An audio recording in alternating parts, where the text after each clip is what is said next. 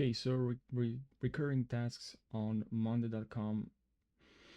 I'm gonna show you in this video what you need to do, how to create this on Monday.com. So what you need to do is to click on automation here. So let me just turn this off. So we're gonna need to go to automation here, and then here we're going to board, add automation. And here I'm gonna write every time period, and then every time period. And I'm gonna click on this first. Every day for me, you can add here every week or every month, and you just need to select the every 1 month add. You can 1, 2, 3. So you see every month on the 2 and 11 at 7:11 a.m. something like that.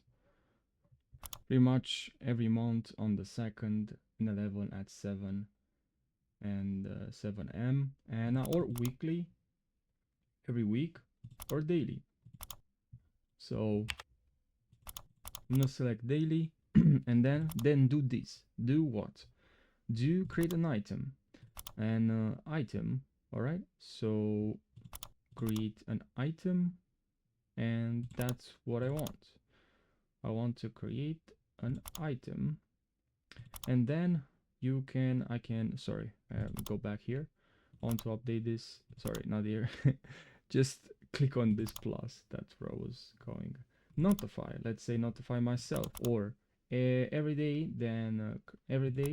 Okay, on this date, create an item. Or you can even, instead of saying that, you can add here.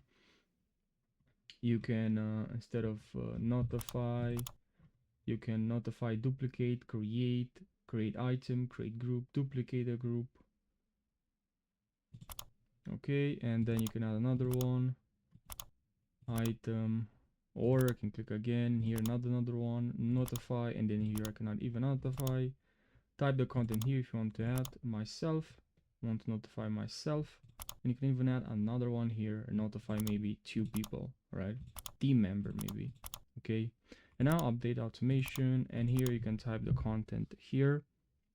Check the whatever message you want to add here, and update automation. And that's how you create automation on Monday.com. You just need to use automation center. From here you can also see a lot of the already created automation, and here you can just type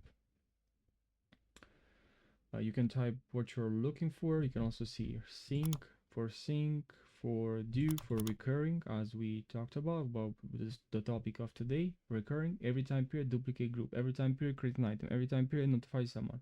So you can see a lot of examples here. So yeah, I hope you found this helpful. Thanks for watching, and subscribe for more tutorials.